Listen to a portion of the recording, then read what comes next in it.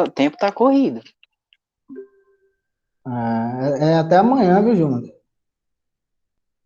Não, Ô, velho. José. Eu já José. fia, pai. Vai dar certo, vai dar José. certo. Então tá As bom. macumbas, as macumbas tá tudo em dia. Vai dar tudo certo. Tá certo, então. E o resto do povo, tudo direito? Gente, alguma Mac. dúvida? Hein, gente? Tem alguma dúvida? Tranquilo. Tranquilo, né? Então vamos nessa. Mas se tiver alguma dúvida, quando chega no dia para devolver, aí é um monte de gente. Mas se tiver alguma dúvida até o horário de entregar, aí vocês falam comigo, né? Para ver o que é que nós podemos fazer com relação a essa atividade. Mas aí, qualquer dúvida, vocês perguntam a Maria Eduarda, que a Maria Eduarda fez uma atividade boa pra caramba. Já pode dar aula. Deixa de conversa, rapaz. Mas é verdade. Tem até os gráficos lá que a Maria Eduarda postou. Mas com a colega de vocês. Gente,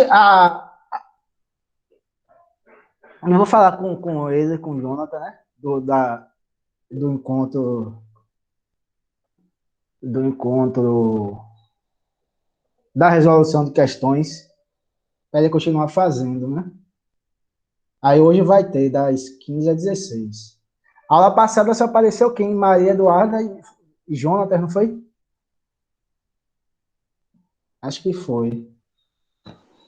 Bom dia aí para quem tá chegando.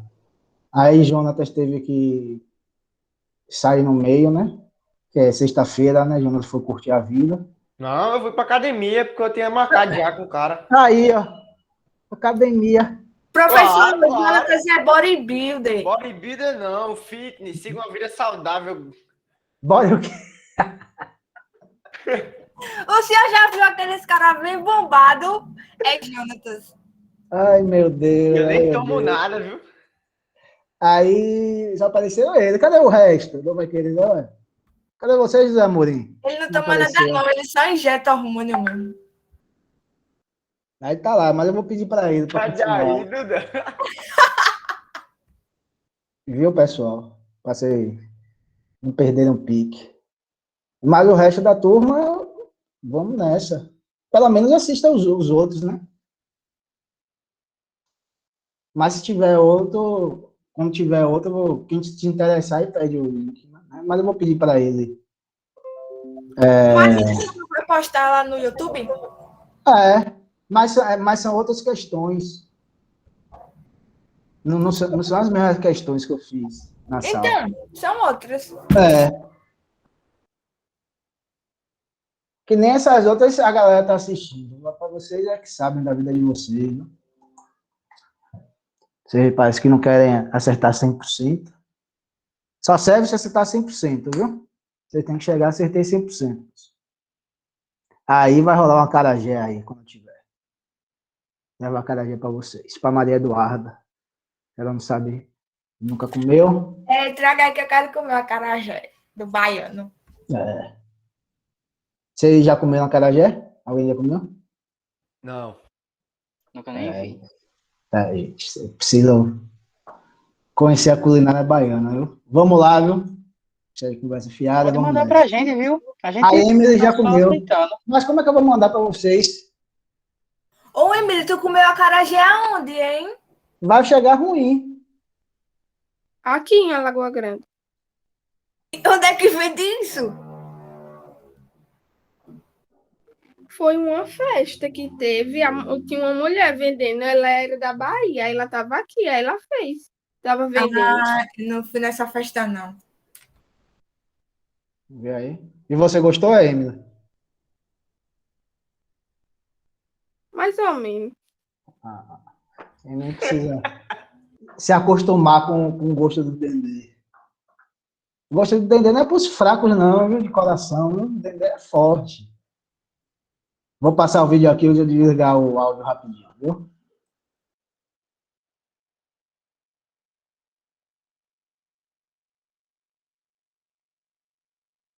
Está começando mais um Sociologia Animada. Antes de começarmos, dê um like no vídeo, compartilhe com seus amigos que estão estudando Sociologia e seja empático nos comentários. Foi O último tela cheia. vídeo de Marx não poderia falar de outra coisa senão alienação e ideologia. Prepare-se porque as ideias são de explodir a cabeça. Comecemos com a ideia da alienação. Como vimos no vídeo passado, no capitalismo existem os burgueses e os proletários, sendo que para esses últimos, que só são donos dos seus próprios corpos, o que resta é vender a sua vitalidade para quem possui os meios de produção. Este trabalho que produz mais-valia é também um trabalho alienado. Alienação em Marx é separação. O trabalho no capitalismo está separado do trabalhador. Por mais que seja ele quem executa o trabalho, a alienação ocorre em 3 dimensões. A primeira é mais clara. O trabalhador não é dono daquilo que produz, afinal, ele trabalha para alguém que é dono de tudo aquilo e ele recebe um salário no final do mês. Essa condição faz com que o trabalhador não se identifique com o trabalho, pois o que lhe interessa é somente a grana que vai receber com aquilo. A segunda dimensão é próxima à primeira. O trabalho serve apenas como obtenção da sobrevivência, não servindo para tornar o trabalhador melhor. No trabalho, que não lhe interessa, ele não se realiza, ele não sente que sua vida está melhorando. Pelo contrário, ele só se realiza, só curte o que não está vinculado ao trabalho. Um exemplo disso é acompanhar algum barzinho após o expediente, o chamado happy hour. Lá todos estão felizes, ainda com as roupas do trabalho e descarregando o peso de ter ficado 8 horas ou mais em um único ambiente. A terceira dimensão vem do processo de fragmentação do trabalho no capitalismo. Os proletários, quando trabalham no sistema industrial, são cada vez mais especializados em fazer apenas uma tarefa e fazê-la infinitamente e repetidamente. Pense no exemplo da camiseta que utilizamos no vídeo passado. Aquele trabalhador corta o tecido da camiseta o dia todo. Ele só faz isso. Ele não sabe fazer a camiseta inteira. Portanto, ele realiza um trabalho fragmentado. Como gostar de fazer um trabalho assim? O desinteresse, a não realização e o foco somente na grana é uma realidade quase que óbvia diante desse trabalho.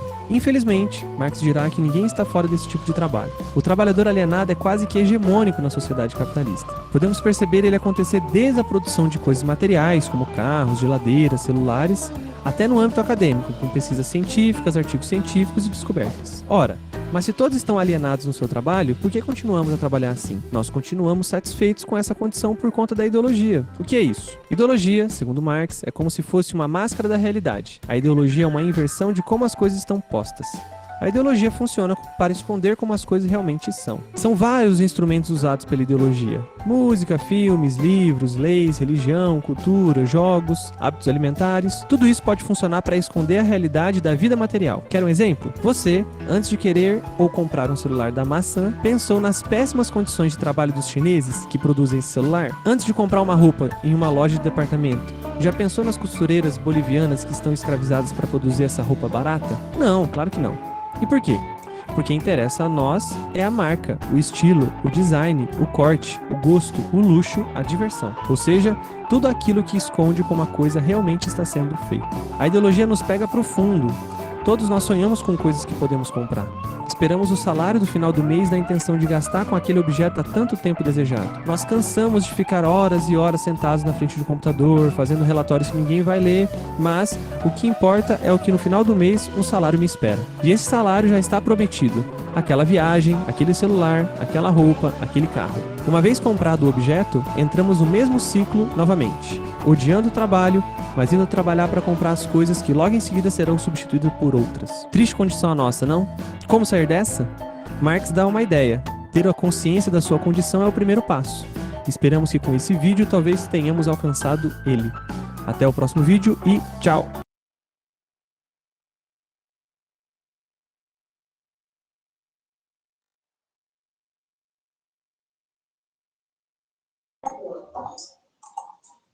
E aí, gente?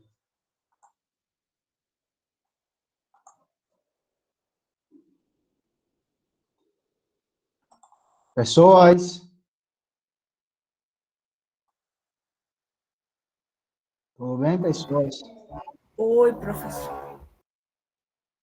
Diga aí alguma palavra sobre o vídeo. Hein? Entenderam alguma coisa? Resumiu minha vida.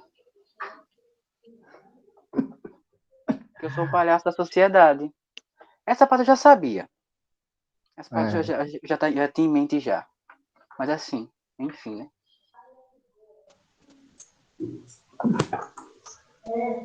Poxa, sai. Tá. Ah, mais alguém?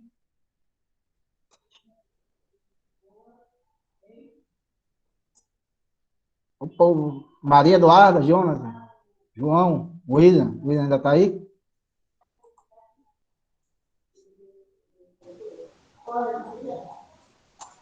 Maria Não, tipo assim, Gorete, eu vou só citar uma parte do vídeo que eu achei interessante, que foi William, tipo. Tá me escutando? diga. Tô.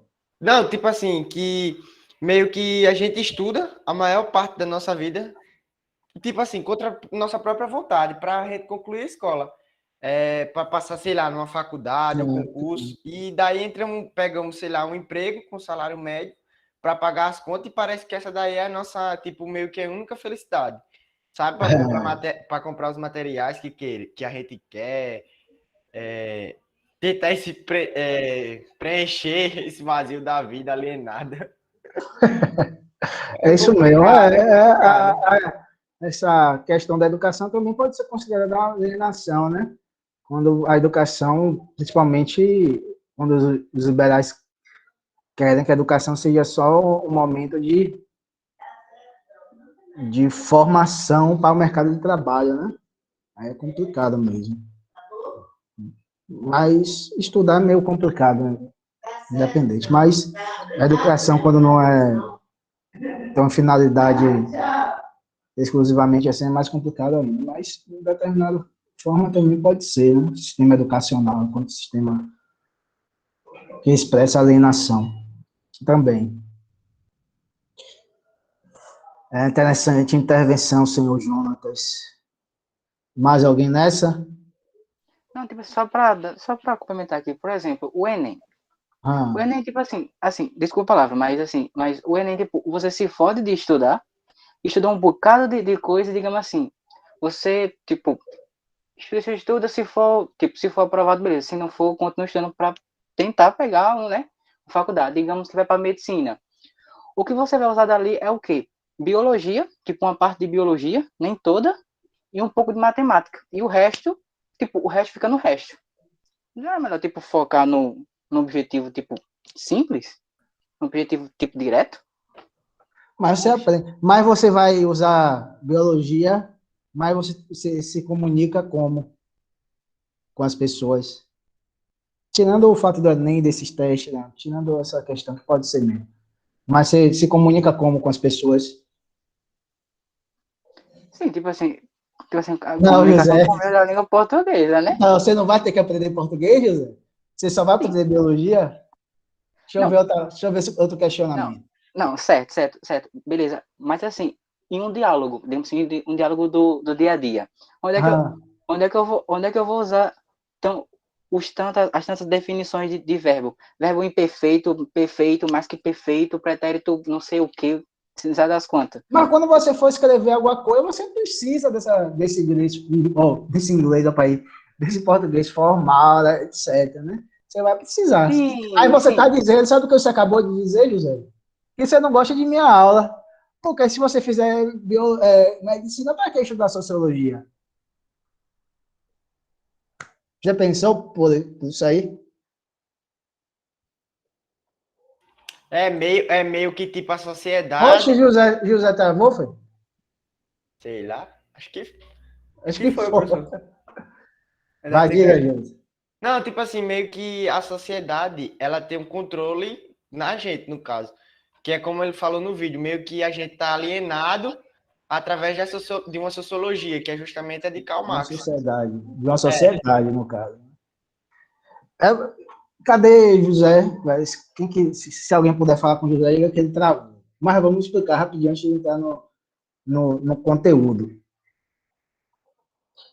Esse questionamento de José é um questionamento que fundamenta o novo ensino médio, né? De você escolher uma área, tal, etc.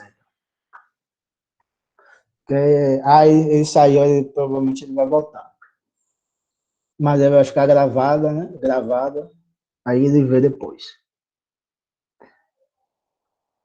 A LDB, lá tá, lá na LDB, um dos primeiros artigos, já falando que a educação tem que ser. Tem três fundamentos básicos, né? O formação para o mercado de trabalho, a formação cidadã e a formação de um pensamento crítico. Né? São os 3 pilares da educação, segundo a LDB, que até agora não mudou, não sei se vão mudar. Né? Aparentemente, isso é que eu sempre falo com vocês, e vocês atentem para isso.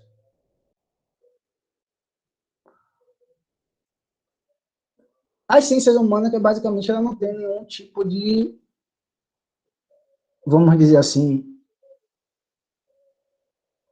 aplicação materialmente falando. Né? Como o José falou, né? O médico vai lá, aprende biologia, etc., bioquímica, tal, química, um pouquinho, se aprender, né? Mas biologia, essas coisas. Vai lá, se forma, tal. O engenheiro aprende matemática, coisa, vai, tal. As ciências humanas, não. Mas olha como são as coisas, né? Ela não tem nenhuma aplicação empírica, prática, material de intervenção direta com a realidade. Mas a gente está aprendendo desde o ano passado, por exemplo, e agora nesse ponto que nós chegamos com esse tema do racismo, você vê que a antropologia ela foi utilizada para a justificação de um projeto de dominação. Então, ela tem uma força de influenciar o comportamento material das pessoas, né? Ou de justificar. Ao mesmo tempo que o pensamento crítico ele vai ter uma, vamos dizer assim, possibilidade de um contradiscurso, de uma contra-teoria que vai questionar justamente a antropologia evolucionista, né? E vai fundamentar basicamente essa questão do relativismo, etc. Ela vai influenciar as pessoas a enxergarem a realidade de outra maneira e condenar aquele processo de neocolonização, processo de, vamos dizer, de esclarecimento, né? Então, cara, a Adorno, ao iluminismo, etc. Ao pensamento iluminista em diante, né? Cadê José Mouré? Chama ele de novo aí, se ele tiver com a internet, né? Outra coisa interessante, né?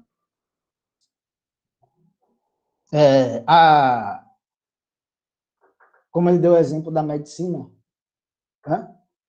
Sem um entendimento de como funciona a nossa sociedade, né? Tá certo? Do ponto de vista econômico, social, de raça, gênero, tá certo? A gente poderia ter um sistema de saúde parecido com o dos Estados Unidos. Eles não consideram a saúde como direito, eles consideram a saúde como mercadoria, como qualquer outra. Quem não tiver dinheiro não tem atendimento. Simples. Se você não tiver algum tipo de ajuda no governo, tal, etc., bem limitado lá, se você não tiver condições, você não vai ter atendimento. Então, não só a questão da medicina vista isoladamente, ou da engenharia, ou da química, ou da física, etc., porque são todos elementos que se desenvolvem historicamente dentro do contexto social que é permeado por relações de poder, relações econômicas, etc., que se você não tiver o conhecimento, você vai reproduzir as relações de poder existentes na sociedade anterior à sua formação, vamos dizer assim, em medicina, que foi o exemplo que o José deu. Além de que o conhecimento, apesar de ser difícil, etc., o conhecimento é bom, né? Você tem acesso à história da humanidade, você tem acesso às outras culturas, né? Como, sei lá, um alemão pensava, como um francês pensava, que não pensava de forma isolada, né? Que era a expressão da própria classes, né? Como estou falando marxismo, é a expressão de classe, né? Do ponto de vista de determinada classe. Assim como você pode pegar a questão da física, da química, né? Como Adorno fala, né? Você pode ter essa perspectiva eminentemente e exclusivamente de uma formação só química, física, etc., com todos aqueles cálculos complicadíssimos de física, que deve ser um negócio que eles aprendem na faculdade, que é totalmente incompreensível para mim, acho que para muitos de vocês também, né? Mas sem um conhecimento de um pensamento crítico, de uma perspectiva crítica da organização social, da relação de poder, etc., você tem a possibilidade de você ter um físico extremamente competente e produzir uma bomba atômica.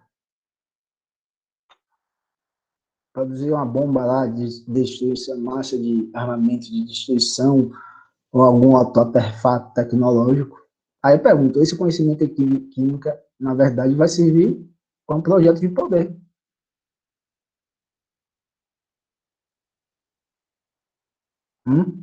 E dentre outras coisas, né? Então, esse pensamento ele serve para nós entendermos o que é essa bendita da vida em sociedade, né? Sem esse pensamento, por exemplo, não, sem esse pensamento é um exagero, né? Sem a expressão teórica, não existe, não. Sem a expressão teórica, por exemplo, vamos reformular, com a expressão teórica das relações de gênero, do próprio discussão de raça, de várias autoras diferentes entre si, né? A tradição feminista, houve um processo, e há um processo contínuo de luta por direito das próprias mulheres, de uma expressão teórica, de você ter um conhecimento, né? Obviamente que as lutas contra a opressão do homem existiram em diversos momentos históricos, né?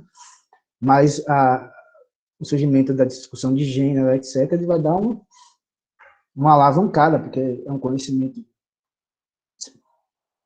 científico tal, que vai influenciar o comportamento das pessoas, vai influenciar o debate público tal, vai ganhando corpo tal, mas não é que começa ali o debate sobre gênero, a luta por direitos, mas ele eleva a um novo patamar no debate público, em outros processos, de próprio conhecimento das mulheres, de suas condições, né? Porque o conhecimento imediato ele pode levar a isso, lógico, né?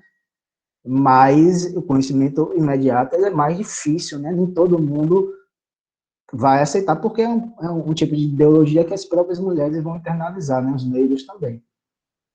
Tá certo? Aí tem essa relação, né? Essa aparente inutilidade, né? Não é uma aparente inutilidade, mas uma possibilidade de que ela possa influenciar o comportamento das pessoas, não pode ser um processo de construção do conhecimento. Extremamente relevante para nós, né? Aí sobre essa questão da medicina, das áreas da saúde, tem como que eu posso falar com vocês? Tem uma vertente das ciências sociais que questiona justamente essa perspectiva, né, que é da saúde coletiva, né? Que tenta estudar as relações de saúde dentro de outra perspectiva, uma perspectiva crítica, tal, etc., como questionando essa pretensa neutralidade das ciências médicas, né? Umas áreas, vamos dizer assim, uma área mais ou menos recente, né? Que faz essa interlocução entre diversas disciplinas universitárias. Tá certo, gente? A gente não falou alguma coisa, mas que às vezes a gente fica nessa, né? Porque aprender outra coisa, se eu não vou utilizar, né? Mas nem tudo que é interessante para nós é palpável, né? Utilizável, né? Às vezes o que é interessante para nós, para o enriquecimento de nossa personalidade, não vai ser palpável, né? Vai ser uma forma de enriquecimento mais interior, né?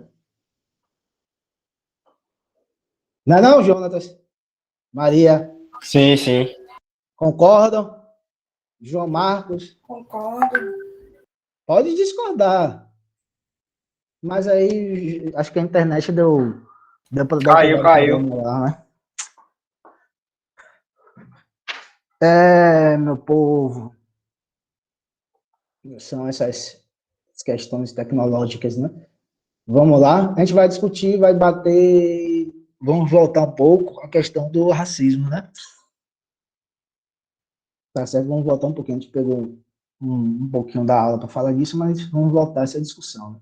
É uma discussão que vai na mesma linha da nossa primeira aula, né? Eu devia ter blocado, seguido, discutir o racismo com o negro, depois o índio, mas enfim. Mas toda essa discussão está em volta do racismo e da nossa própria, vamos dizer assim, uma das primeiras aulas, né, foi falar sobre a questão da humanidade, né? Então, nesse sentido, gente, a alienação vai ser isso, ele fala que é separação, né? É separação, mas além da separação, basicamente tem um elemento anterior, que é o reconhecimento, né? Um não reconhecimento dos produtos do trabalho, né? Porque nós produzimos, quando se fala em trabalho estranhado, né? Essa expressão pode ser alienação ou estranhamento, né? Se vocês forem olhar em alguns livros, alguns textos, vai estar como a tradução como estranhamento, mas é o mesmo significado, tá certo?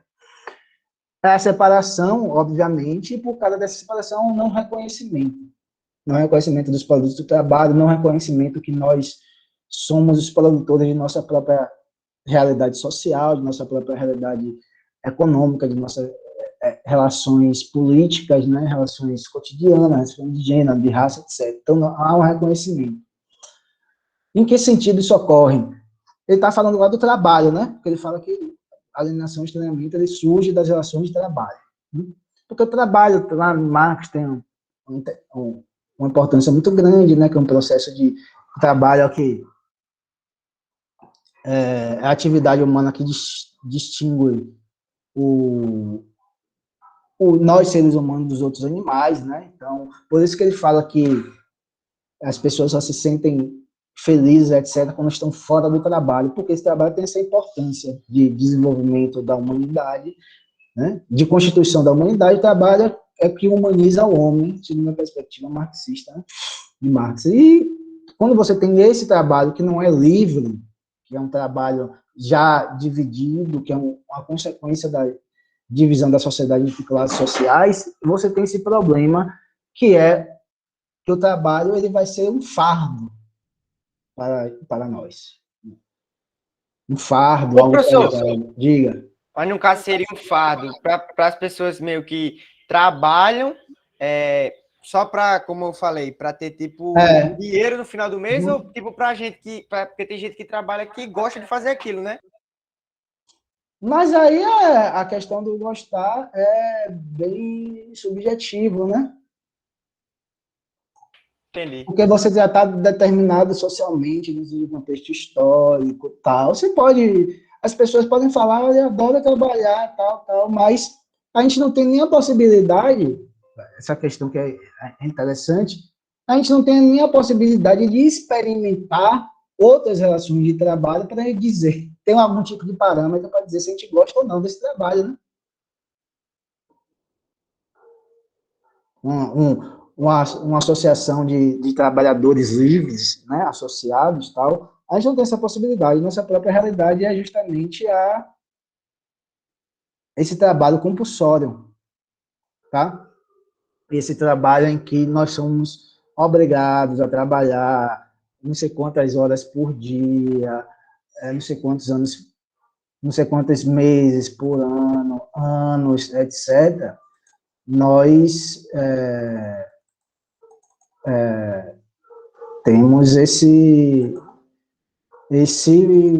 problema, que o parâmetro a gente tem, o parâmetro é esse mesmo trabalho, né?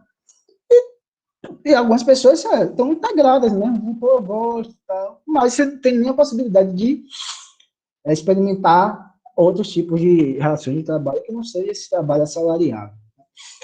Mas, como consequência dessas relações hierárquicas, econômicas, de poder, o que vai acontecer na modernidade capitalista? Né? A modernidade capitalista significa que o trabalho se dividiu entre burguesia e proletariado, principalmente. Né?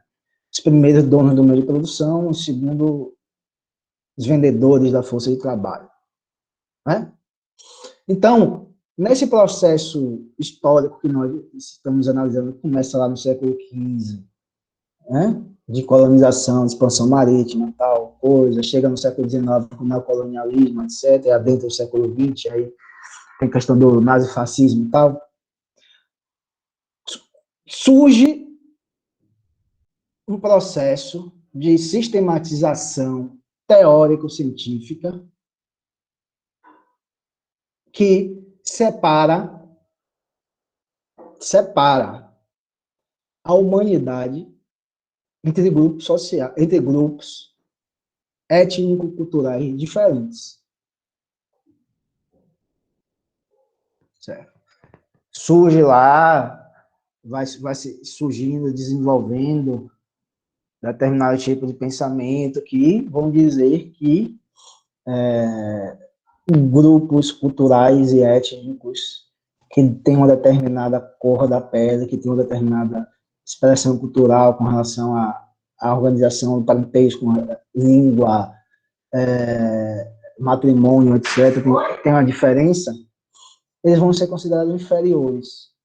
Então, a relação entre alienação e racismo é justamente isso. O processo de alienação produz como consequência uma divisão da humanidade entre grupos distintos. Só que essa divisão ela é permeada por relações de poder, que justifica a exploração econômica do colonialismo e do neocolonialismo.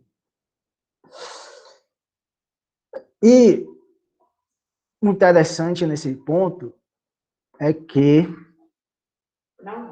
vocês podem se perguntar, não sei se perguntaram, que a escravidão, quando vocês estudam, a escravidão é anterior ao capitalismo, né? A escravidão já existia em sociedades, a Grécia Antiga, a Roma Antiga, e de outras sociedades já existia a escravidão. No próprio continente africano já existia, né? Existia a escravidão. Aí você pode perguntar, também pode aparecer dúvida se a gente está falando algo redundante, né? Ou se a gente está viajando na maionese, no popular.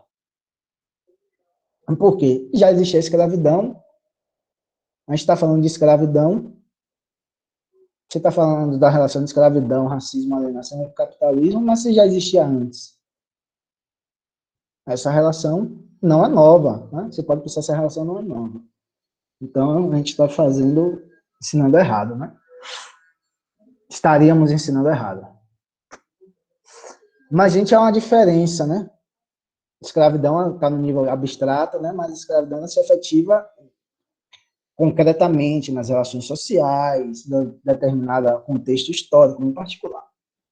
As experiências da escravidão antigamente, do escravismo, ela não tinha como centro a questão racial, étnico-racial.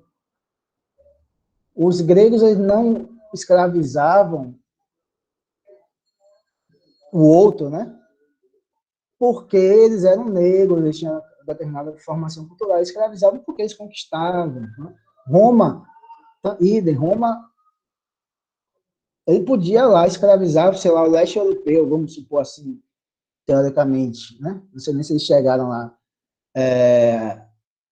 Lá onde hoje é a Rússia, né? As pessoas vão ser brancas, tal como eles. Mas se eles tivessem chegado lá, acho que eles não chegaram, não. Se eles tivessem chegado lá e conquistado aqueles povos, eles seriam escravizados porque eles eram não romanos, eles eram bárbaros. Então, bárbaros era qualquer um que não era de Roma, não era nascido em Roma, etc. Então, não tinha uma questão voltada para questões raciais e étnicas. Não? E com o desenvolvimento do capitalismo,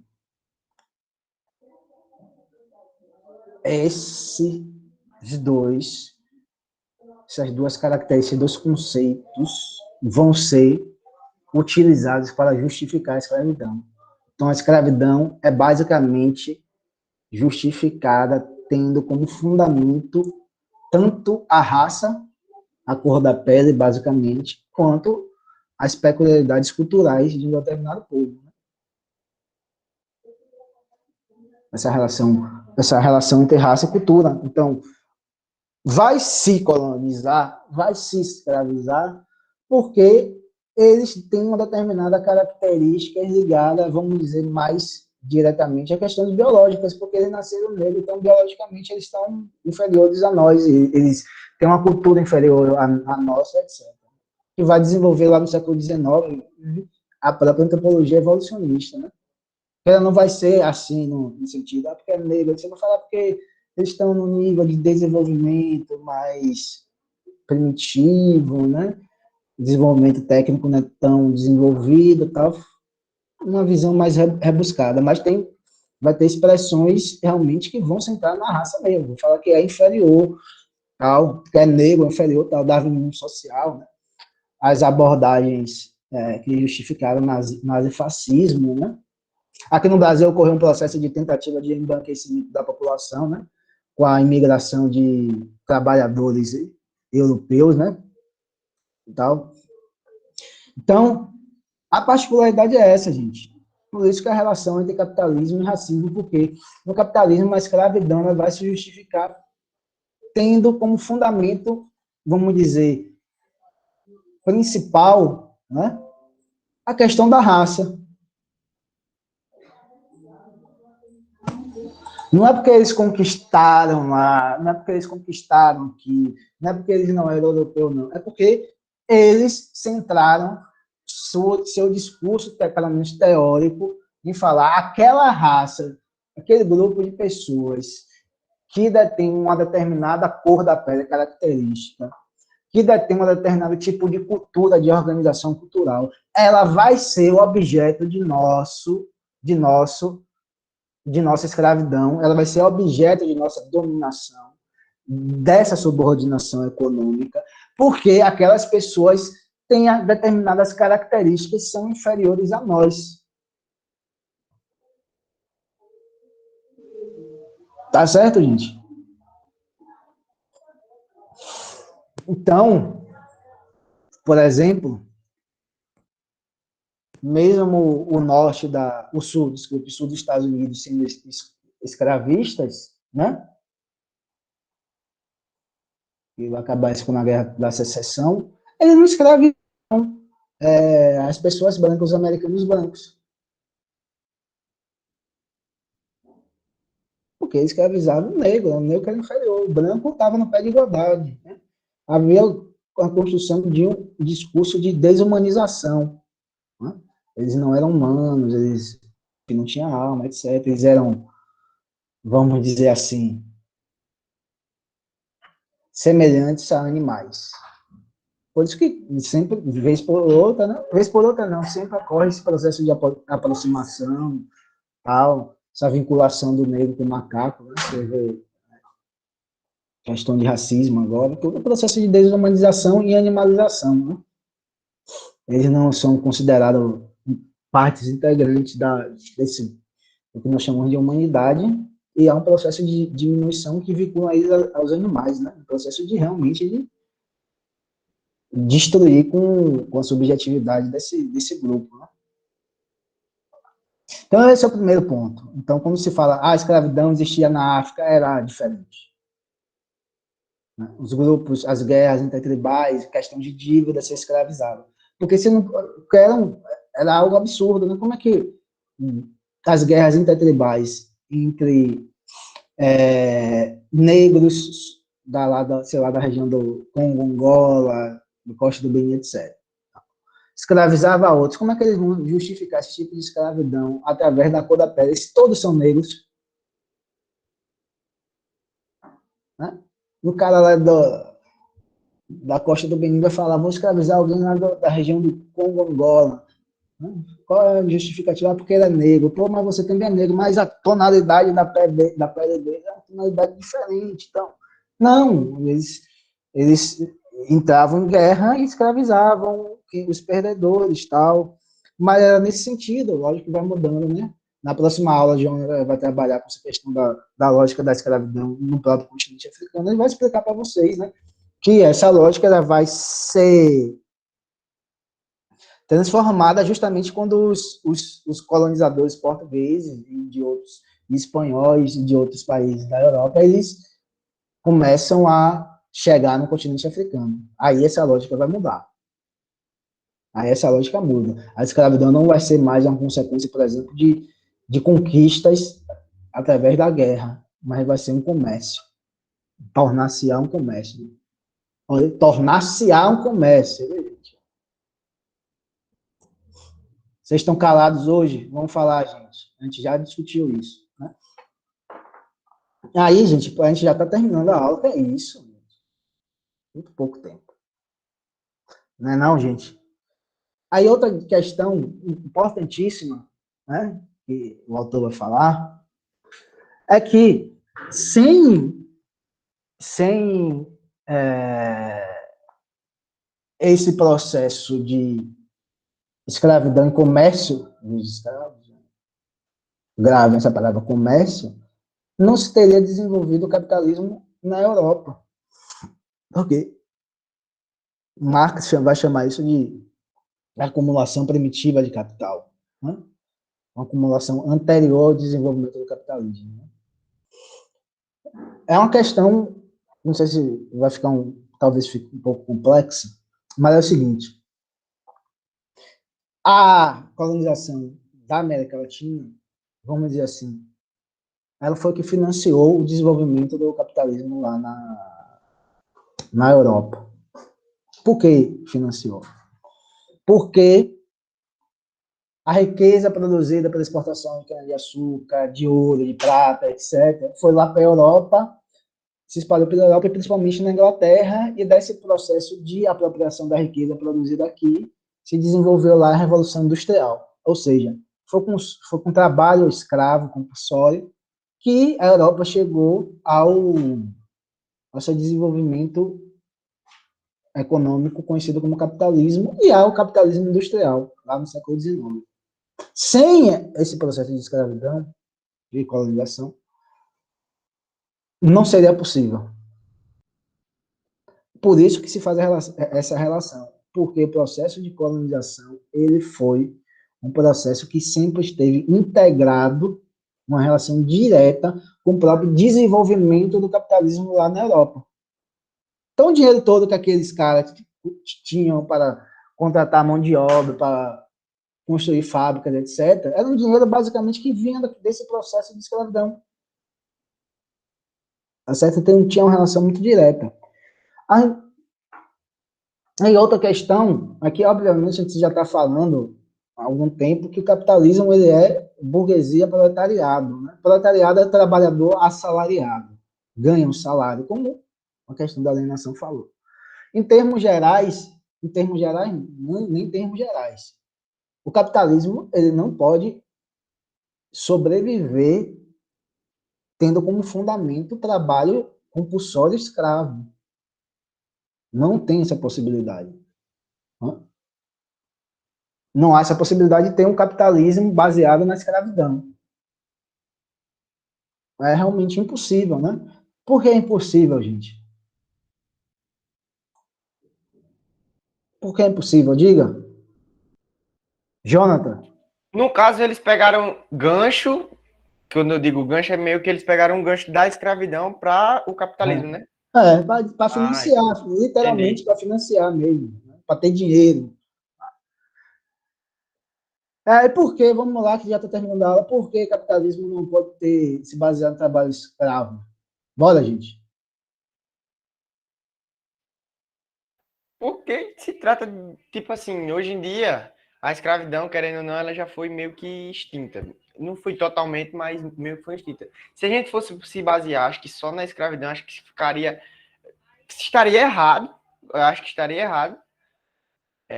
E também o capitalismo também não iria acumular tanto como acumula hoje em dia. Foi no fundo, né? Responder ou não responder. Vamos lá. Porque, primeiramente, que a produção de riqueza, de mais valor, de riqueza mesmo, é oriunda da extração de mais-valia. Né? A produção, o excedente da produção capitalista se apropria. Então, a produção da valia só é possível com trabalho assalariado. Tá certo? Mas tem outro questionamento também, outra impossibilidade. Né?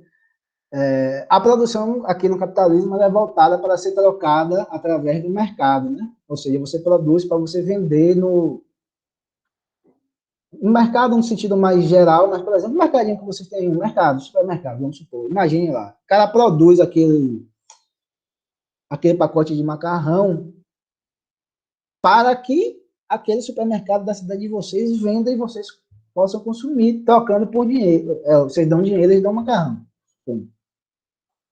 Tá certo? Não é isso? O escravo tem condições disso? Não. O escravo não recebe salário. Não há um mercado plenamente desenvolvido na produção generalizada de mercadorias como é a escravidão. Não existe isso. Né? Porque é um trabalhador compulsório. Né? O trabalho é dado através da violência, etc. Ele não tem, ele vai sobreviver aquilo com o que o senhor dele der. Mas ele não recebe um salário. E no capitalismo tem que haver um mercado consumidor. Vai ter que haver um determinado mercado consumidor para a venda das mercadorias que são produzidas lá na esfera da produção. Então, o trabalho escravo, ele não pode ser o tipo de relações de trabalho predominante na sociedade capitalista. Senão não há produção de valor e senão há realização de valor. Mais ou menos isso, né? Negras e indígenas. Então, desse ponto de vista, o capitalismo realmente ele não pode sobreviver. Não existe capitalismo tendo como base o trabalho escravo. Se não há capitalismo tendo como base o trabalho escravo, como é que a gente está falando durante 2 aulas que não se pode falar de capitalismo sem se falar de racismo? Não seria uma contradição?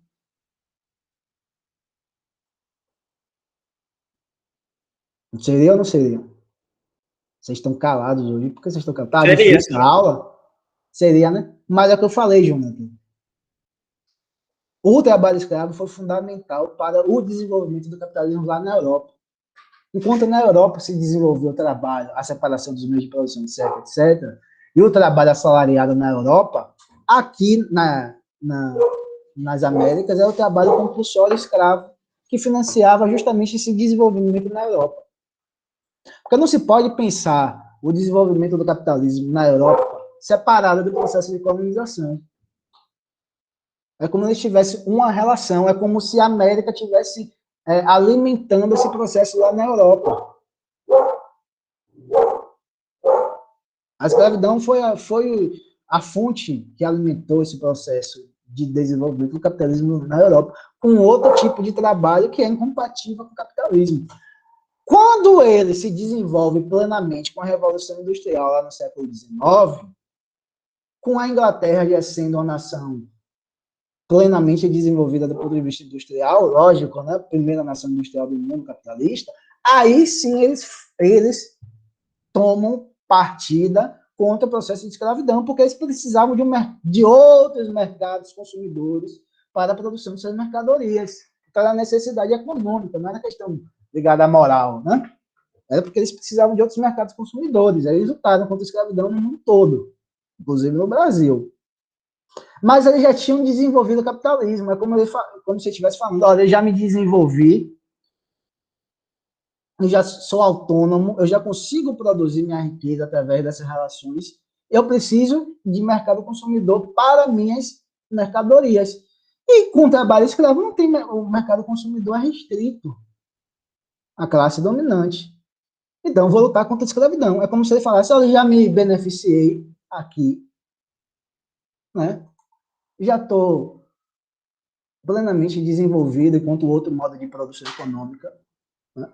Não preciso mais do trabalho escravo enquanto forma predominante de organização do trabalho. Então, eu vou lutar contra a escravidão. Ou seja, ele fala assim, já explorei o que pude, já me desenvolvi, já tenho como andar com minhas próprias pernas, então vamos lutar contra. Mas o capitalismo, ele não surgiu acabado do nada, né? Surgiu lá no século XIX, pá! Século XVI, o capitalismo industrial, vamos falar, o capitalismo industrial não chegou do nada, tudo montado já para... Não, foi um processo histórico de transformações sociais, econômicas, culturais, tudo, políticas e tudo. Então, não há nenhum tipo de contradição. Né? Só no momento que ele está lá desenvolvido enquanto o capitalismo eminentemente industrial, lá na Inglaterra, é que eles vão lutar, mas eles não vão lutar fundamentando-se basicamente em questões humanitárias. Pode ter uma discussão humanitária, mas é fundamentalmente uma necessidade econômica que a Inglaterra, os países europeus capitalistas tinham em relação a conquistar novos mercados consumidores para seus produtos. E o trabalho escravo, o mercado consumidor é restrito justamente porque a maior parte das pessoas, a classe trabalhadora, em quase sua totalidade, vai trabalhar de forma compulsória, não vai receber salário, e se não receber salário, ele não tem como comprar nada. Eles falam assim, nós precisamos naquele mercado, então acaba com a escravidão. Tá certo, gente? Então, essa relação, né? A escravidão, naquele período, até o século XVIII, né, XIX, ela deixa de ser uma escravidão, que ela estava vinculada ao processo de conquistas, tal, para ser um tipo de escravidão baseada na questão da raça e das tradições culturais. Ao lado disso, ela se torna um comércio daquele período colonial, é o comércio mais lucrativo que se tinha. Torna-se um comércio. E essas mudanças, transformar a escravidão como comércio, têm consequências terríveis para o continente africano. Terríveis, né? Porque a escravidão não era comércio. Não era um comércio plenamente estabelecido, como qualquer outro, né? Você tinha aquele processo de você conquistava, eles trabalhavam compulsoriamente, etc., por dívida e tal. Lá não.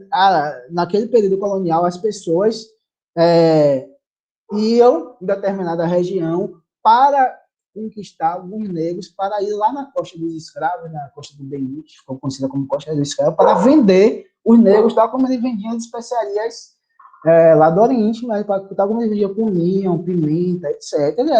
Os negros eram vendidos lá. Então, eles eram presos com o objetivo de serem vendidos.